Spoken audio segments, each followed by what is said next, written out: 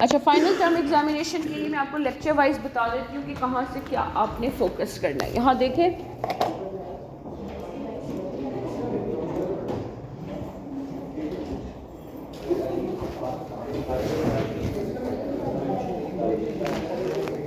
Okay बेटा, we talked about, देखिए lecture number 15 को नोट करें। इसमें हमने एक्सप्रेसिंग ग्रैटिट्यूड, एप्रिसिएशन और एक एक्टिविटी की थी क्लास में। This is important.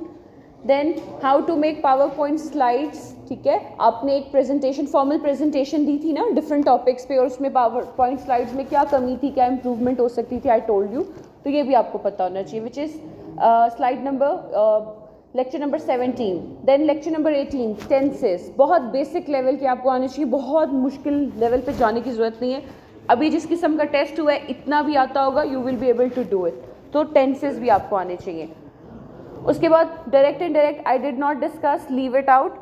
आप जाएंगे पंक्चुएशन पे। पंक्चुएशन आपको पता होनी चाहिए और उसी लेवल की पता होनी चाहिए जो क्लास में हमने प्रैक्टिस की। आपसे बहुत सारी एक्टिविटीज़ मैंने ली और जो यहाँ पर एक्सरसाइजेज अपलोडेड हैं वो कर लेंगे, तो उसी से मिलती जुलती एक्सरसाइजेज कर पाएंगे। Then we talked about summary writing and comprehension skills.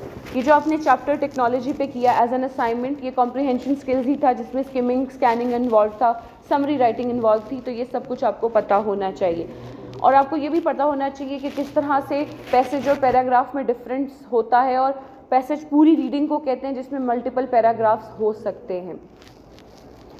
उसके बाद आपने देखना है कि how to plan, how to write an effective paragraph. Paragraph writing की बात हमने की थी, उसमें क्या कुछ होता है, उसमें टॉपिक सेंटेंस होता है, एलैबोरेटिव टेक्निक्स होती हैं, लॉजिकल रीजनिंग होती है, यूनिटी होती है, कंक्लूडिंग सेंटेंस होता है। And then further we talked about descriptive writing.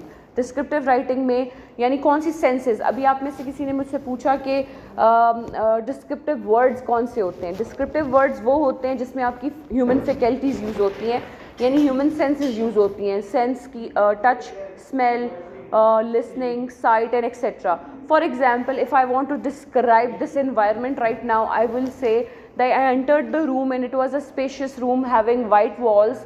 अब white walls जो है वो adverbs and adjectives ऐड करके आप उसमें डिस्क्रिप्शन ऐड करते चले जाते हैं। डिस्क्रिप्शन हमेशा पहले फिजिकल एट्रीब्यूट्स की लिखी जाती है, फिर एब्स्ट्रैक्ट की, यानी उनकी क्वालिटीज़ की, करेक्टरिस्टिक्स की लिखी जाती है, ठीक है। तो डिस्क्रिप्शन ऐसे लिखनी है। और लेटर राइटिंग, लेटर राइटिंग में बेटा ये जो फॉर्मेट है आपने इसी को याद कर लेना है। इसमें एक ब्लॉक फॉर्मेट दिया हुआ है, मैं आपको दिखा देती हूँ।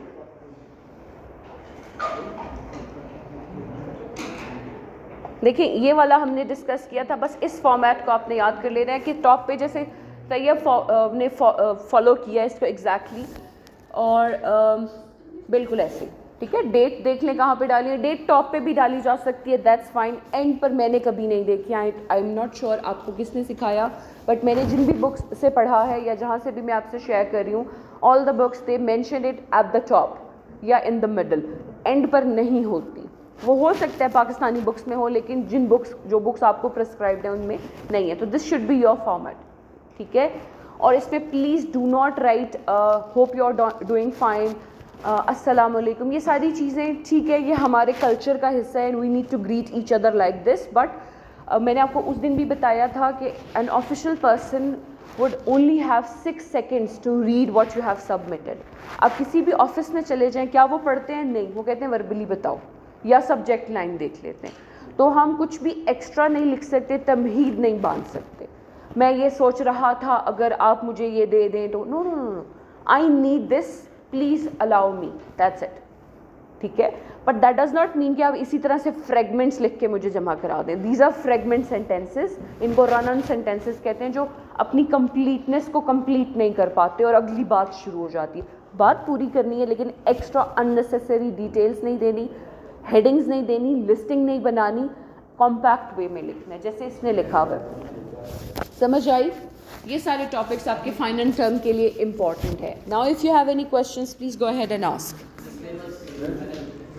यही है जो भी डिस्कस किया है जी।